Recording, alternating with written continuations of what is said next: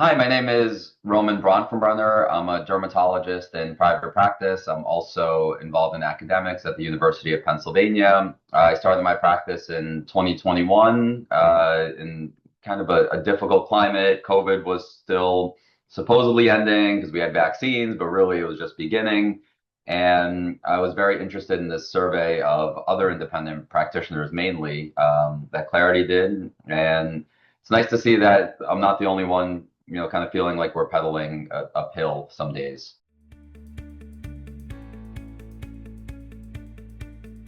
I was very pleasantly surprised how many people are using AI already. This is something that I speak and lecture about occasionally because I think AI is a great tool to leverage to streamline a lot of the issues that we face in private practice, particularly the administrative burdens. And I saw in the survey that that's mainly what other providers were using it for, is to help with prior auths and pre-certs and sort of make handouts, which are all administrative burdens. Um, I was surprised by how many doctors' patients were using AI. Like it seems like nearly every patient in some of their surveys was bringing in something at least on a weekly basis, saying, "I talked to my GPT and it told me that I have this condition and I'm here for this treatment." And they tell you, they print out the little sheet from their chat that says, "This is what you have and these are the treatments for it." I've also had that experience, just not quite as frequently. Maybe it's just a patient demographics issue or the ages of the patients that you see mainly. But we definitely see it. And I think AI for patient purposes, sometimes it's the blind leading the blind. The patient doesn't know what is important to talk about with the AI, what's relevant, what's not. And AI is also not great at discerning, what's a red herring that has nothing to do with the complaint in question. And it can't weight different things differently the way that a human being or a physician can at this point in time.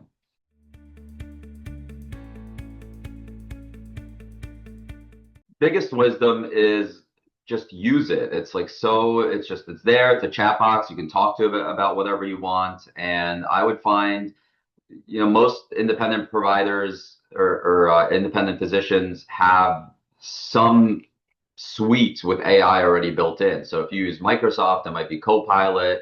If you use Google Workspace, you already have access to Gemini.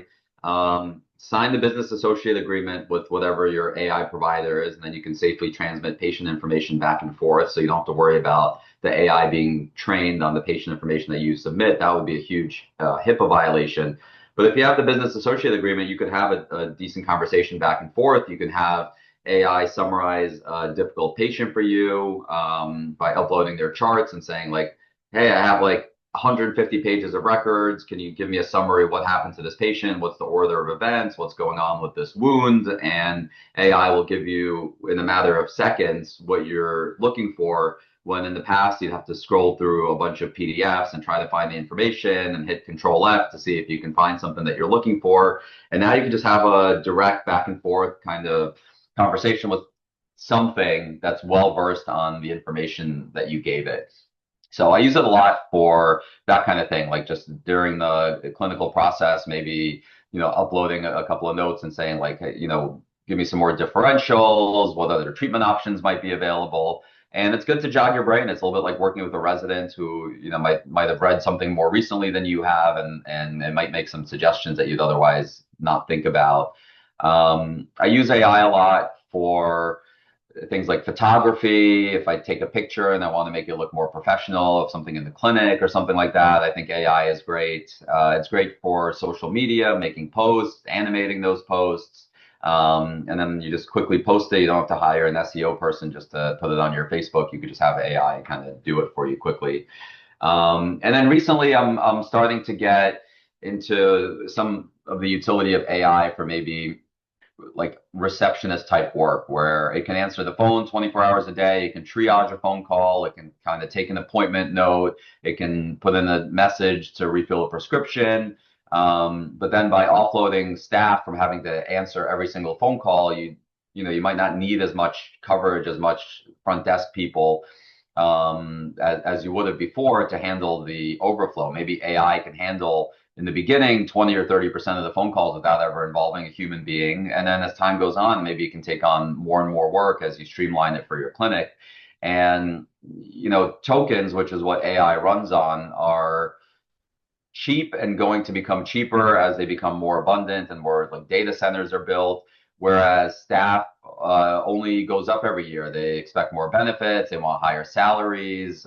You're fighting against inflation. There's other costs like health insurance that many people provide. You're paying taxes. I mean, there's a lot of sort of the downsides to having people working when it could be a computer that does the job. I don't think it's going to replace all of those people, but I think in the beginning you might be able to, rid yourself of some of the poor performers that are in your practice, just because, everybody realizes that it's better to have a body than no body sitting in a chair if you have work that needs to get done.